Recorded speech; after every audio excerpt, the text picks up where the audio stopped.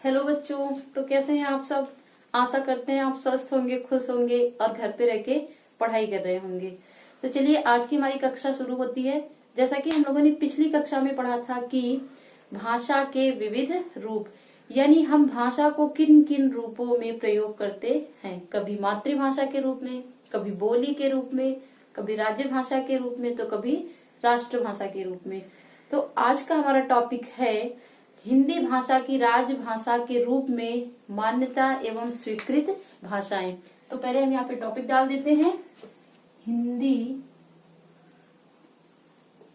हिंदी भाषा की राजभाषा, हिंदी भाषा की राजभाषा के रूप में, हिंदी भाषा की राजभाषा के रूप में मान्यता एवं स्वीकृत भाषाएं,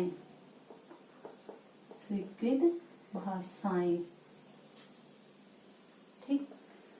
तो मतलब कि हम यहाँ पे ये देखेंगे कि हिंदी को हमारे संविधान में किस रूप में रखा गया है और अन्य कितनी भाषाओं को हिंदी के साथ जोड़ा गया है। तो सबसे पहले आप हमें ये बताइए कि राष्ट्रीय हिंदी दिवस कब मनाया जाता है। आपने अपनी पिछली कक्षाओं में पढ़ा होगा कि हिंदी दिवस कब मनाया जाता है। अगर नहीं पढ़ा होगा तो आज आपको पता चल जाएगा कि हिंदी दिवस कब मनाया जाता है। तो सुनिए, 14 सितंबर को राष्ट्रीय हिंदी दिवस मनाया जाता है और 10 जनवरी को विश्व हिंदी दिवस मनाया जाता है। तो हम यहाँ पे शुरुआत ही करेंगे राष्ट्रीय हिंदी दिवस से। तो सबसे पहले हमारा पहला टॉपिक होगा कि 14 सितंबर 1949, ठीक। देख रहे हैं आप, 14 सितंबर। आपसे सन भी पूछा जाता है कि किस सन में हिंदी को राष्ट्रभाषा के रूप में वर्णित किया गया था या स्वीकारा गया था। तो 14 सितंबर 1949 को 14 सितंबर 1949 को संविधान में हिंदी भाषा को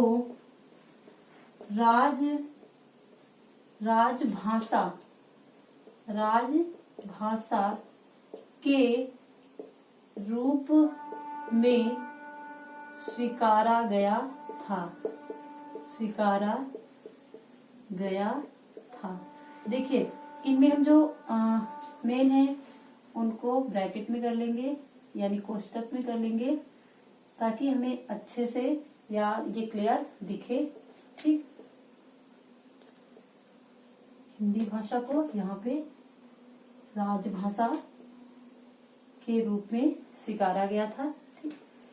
तो 14 सितंबर 1949 को संविधान में या संविधान के हिंदी भाषा को राजभाषा के रूप में स्वीकारा गया था, ठीक, या मान्यता प्रदान की गई थी। हम ये भी कह सकते हैं कि 14 सितंबर 1949 को संविधान में हिंदी भाषा को राजभाषा के रूप में मान्यता प्रदान की गई थी।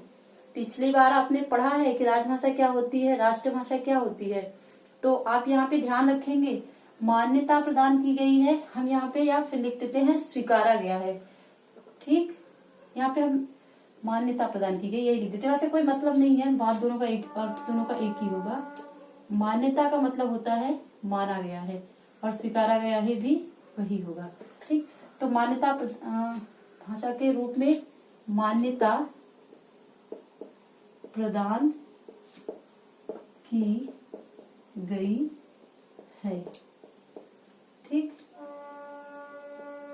अब हम देखते हैं कि दूसरा टॉपिक हमारा क्या होगा। अब हम यहाँ पे ये देखेंगे कि संविधान के किस भाग में हिंदी के बारे में वर्णन किया गया है।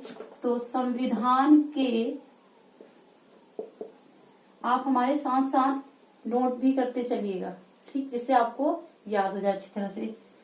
भारतीय संविधान लिखे आप, या संविधान के भाग 17, संविधान के भाग 17 में अनुच्छेद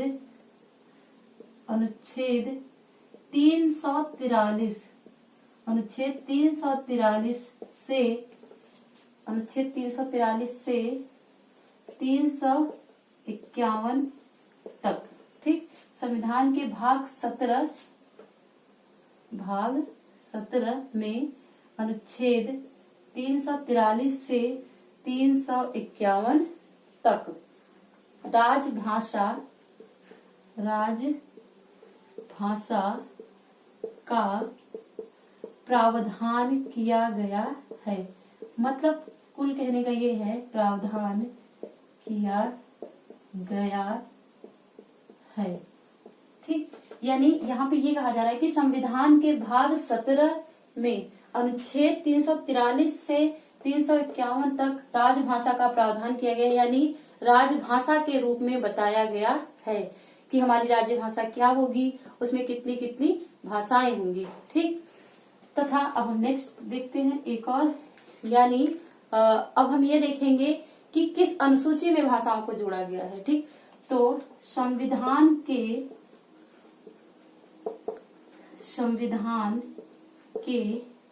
8वीं अनुसूची में, संविधान के 8वीं अनुसूची में 22, आपको पता होगा कि वर्तमान समय में हमारी जो भाषाएं हैं, यानी हमारे संविधान में जिन जिन भाषाओं का वर्णन किया गया है वो कुल मिलाकर कितनी है, 22। तो संविधान की 8वीं अनुसूची में 22 भाषाओं को मान्यता प्रदान की गई है, ठीक। यानी संविधान में कुल कितनी भाषाओं को मान्यता प्रदान की गई है, तो 22 भाषाओं को जो निम्न है, ठीक। यानी अब हम यहाँ पे उन सभी भाषाओं को लिख लेते हैं जिन जिन भाषाओं को मान्यता प्रदान की गई है। तो हो जाएंगी, सबसे पहले हम लिखेंगे असमिया यानी जो असम में बोली जाती है, बंगला, असमिया, बंगला, बोडो,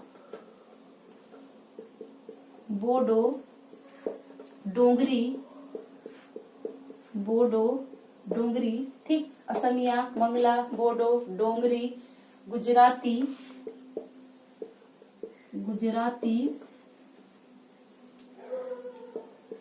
हिंदी, ठीक। गुजराती, हिंदी, कन्नड़, कन्नड़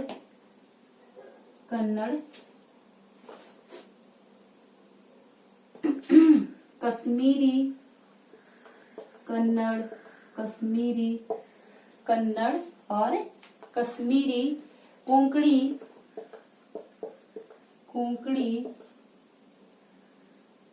मैथिली,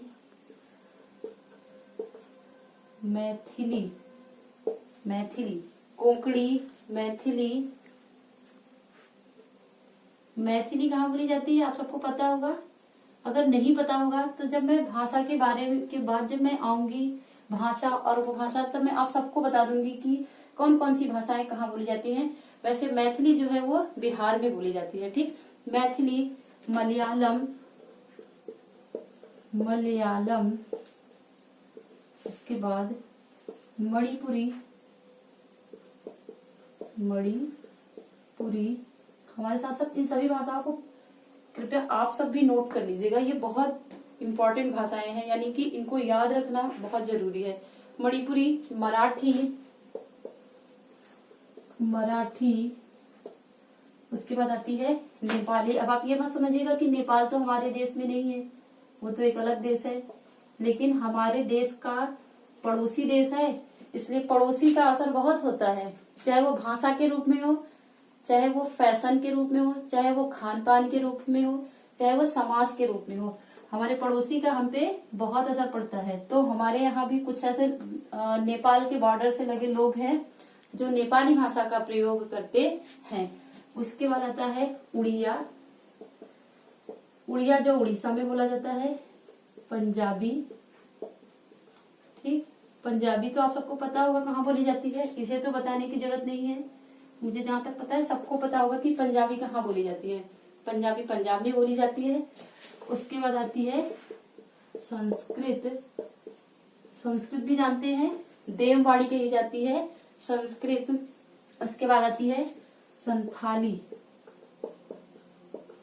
संथाली, ठीक। उसके बाद संस्कृत और संथाली। उसके बाद आती है सिंधी। सिंधी, तमिल। सिंधी, तमिल। जो सिंधी भाषा है ये आपकी 15वीं भाषा, यानी यही जोड़ी गई थी सबसे पहले भाषाओं में। तो सिंधी, तमिल, तेलुगु, तेलुगु एवं उर्दू, ठीक। कुल मिलाकर कितनी भाषाएं हो गई? 22। यहाँ पे लिख देते हैं कुल भाषा कितनी हो गई? कुल भाषा हो गई 22, 22। जो हमारे इंग्लिश मीडियम के बच्चे हैं उनको हिंदी में थोड़ी सी परेशानी होती है, तो 22 का मतलब होता है 22, ठीक। अब एक बार हम इसको समझ लेते हैं, फिर हम आगे बढ़ते हैं। तो सबसे पहले हम देखेंगे कि हिंदी दिवस यानी राष्ट्रीय हिंदी दिवस कब मनाया जाता है। तो 14 सितंबर 1949 को संविधान में हिंदी भाषा को राजभाषा के रूप में मान्यता प्रदान की गई है। यानी हमारे भारतीय संविधान में हिंदी को 14 सितंबर 1949 को राजभाषा के रूप में अपनाया गया। उसके बाद आता है संविधान के भाग 17। आप लोगों ने कॉन्स्टिट्यूशन यानी संविधान को इंग्लिश में कॉन्स्टिट्यूशन कहते हैं, उसमें आप लोगों ने अच्छे से पढ़ा होगा। तो उसके भाग 17 में हिंदी को रखा गया है और अनुच्छेद 343 से 351 तक राजभाषा का प्रावधान किया गया है कि भारत में किस किस राज्यों की कौन कौन सी राज्य भाषा होगी। उसके बाद आता है संविधान की 8वीं अनुसूची, यानी 8वीं अनुसूची में भारत की 22 भाषाओं को मान्यता प्रदान की गई है, ठीक। यानी भारत की 22 भाषाओं की मान्यता किसमें दी गई है? 8वीं अनुसूची में। ये बहुत इम्पोर्टेंट है। अगर आप हिंदी से पढ़ रहे हैं, हिंदी के बारे में कुछ भी पढ़ रहे हैं, या कभी कभी तो ये जीके जीएस में भी पूछ लिया जाता है कि किस भाग में, किस अनुच्छेद में, किस अनुसूची में भाषाओं का किस किस भाषाओं का वर्णन किया गया है। तो भाग 17 में हिंदी का वर्णन किया गया है और अनुच्छेद 343 से 351 तक राजभाषा का वर्णन किया गया है। उसके बाद 8वीं अनुसूची में 22 भाषाओं को मान्यता दी गई है या स्वीकृति मिली है। अब हम ये देखेंगे ये 22 भाषाएं कौन कौन सी हैं। असमिया, देखिए आप देख लीजिएगा 22 है ना, कहीं हम भूल तो नहीं गए एक जो लिखने में भूल गए हों, तो हम भी अभी देख लेते हैं। असमिया, बंगला, बोडो, डोंगरी, गुजराती, हिंदी, कन्नड़, कश्मीरी, कोंकणी, मैथिली, मलयालम, मणिपुरी, मराठी, उसके बाद नेपाली, उड़िया, पंजाबी, संस्कृत, संथाली, सिंधी, तमिल, तेलुगु एवं उर्दू। कुल भाषाएं कितनी हो गई हैं? 22। आप इसको लिख लीजिए या स्क्रीनशॉट लीजिए, फिर हम इसके आगे बढ़ते हैं।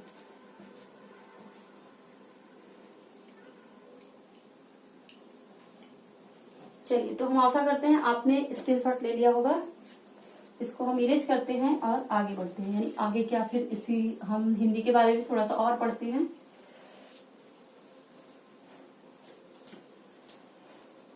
अगर आपको समझ में ना आए तो आप वीडियो को 2 बार 3 बार देखेंगे तो आपको ज्यादा अच्छे से समझ में आ जाएगा। और वैसे मैं पूरी कोशिश कर रही हूँ कि आपको एक बार में ही समझ में आ जाए। चलिए, अब हम देखेंगे कि जब हमारा संविधान बना था, यानी जब हमारा कॉन्स्टिट्यूशन बन के तैयार हुआ था, तब उसमें कितनी भाषाएं थी। तो सबसे पहले हमारे मूल संविधान में कुल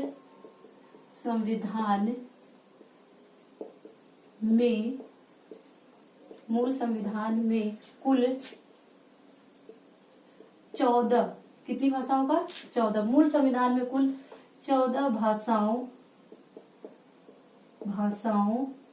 का वर्णन है। ठीक, मूल संविधान में कुल कितनी भाषाओं का वर्णन है? 14 भाषाओं का वर्णन है। मूल संविधान में कुल 14 भाषाओं का वर्णन है। उसके बाद हम देखेंगे कि अब हम देखेंगे, अभी तो वर्तमान में हमारे संविधान में कुल 22 भाषाएं हैं, तो जाहिर सी बात है कि बीच बीच में भाषाओं को जोड़ा गया होगा, जिससे कुल भाषाएं 22 हो गई हैं। तो अब हम देखेंगे यहाँ पे 15वीं भाषा सिंधी, कौन सी थी? सिंधी। 15वीं भाषा सिंधी को यानी हम यहाँ पे ये देखेंगे कि 15वीं भाषा सिंधी को हमारे संविधान में कब जोड़ा गया। तो 15वीं भाषा सिंधी को 1967 में जोड़ा गया। कब जोड़ा गया? 1967 में जोड़ा गया। ठीक, अब हम आपको इसमें ये भी लिखवा दें क्या कि किस संशोधन के तहत जोड़ा गया था। तो 21वें संशोधन के तहत 15वीं भाषा सिंधी को 1967 में 21वें संशोधन के तहत जोड़ा गया। ठीक, आपसे पूछता है कभी कभी कि 15वीं भाषा को किस संशोधन के तहत जोड़ा गया था या किस सन में जोड़ा गया था। उसके बाद अब हम देखेंगे, अब भाषा कितनी हो गई? 15। फिर उसके बाद हम ये देखेंगे कि 71वें संशोधन में 71वें संविधान संशोधन में 71वें यानी 71 संविधान संशोधन में 71वें संविधान संशोधन में 1992 में या 71वें संविधान संशोधन 71वें संविधान संशोधन के तहत 1992 में, कब? 1992 में हमारे संविधान में कोंकणी 1992 में कोंकणी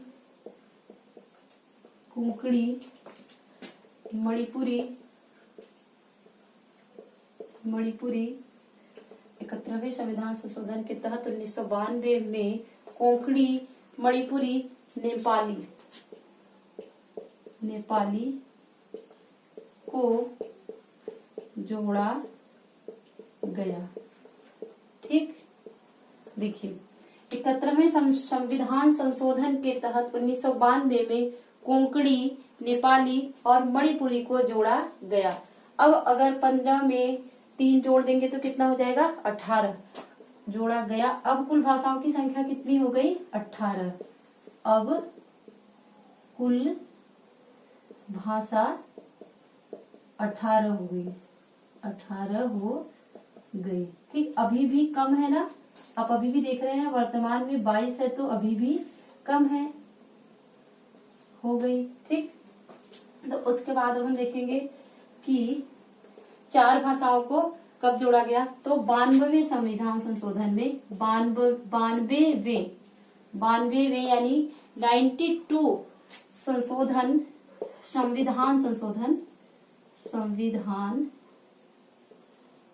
संविधान संशोधन संशोधन 92वें संविधान संशोधन अधिनियम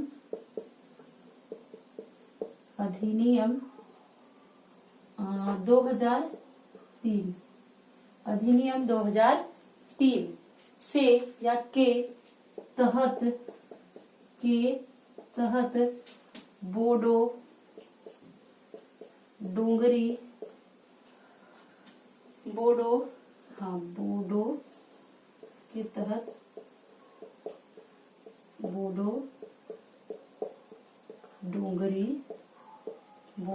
डोंगरी मैथिली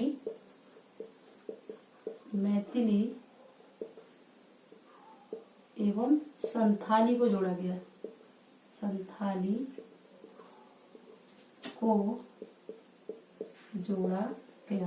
92वें संविधान संशोधन के 92वें संविधान संशोधन अधिनियम 2003 के तहत बोडो डोंगरी मैथिली संथाली को जोड़ा गया जिससे एक पॉइंट अब यहाँ और आ जाएगा, जिसमें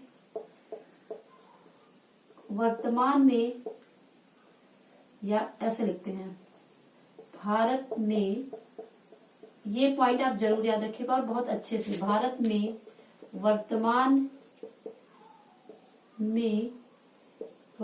में भाषाओं की कुल संख्या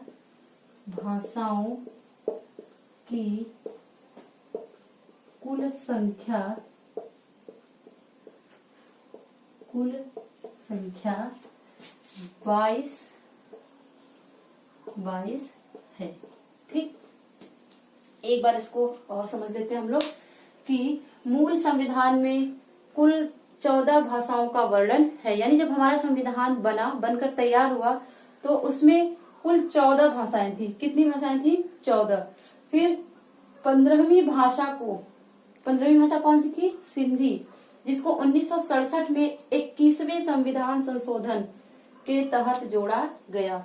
उसके बाद आती है 15 हो गई भाषा। उसके बाद आता है 71वें संविधान संशोधन के तहत 1992 में कोंकणी मणिपुरी नेपाली को जोड़ा गया। अब कुल भाषाएं कितनी हो गई? 18।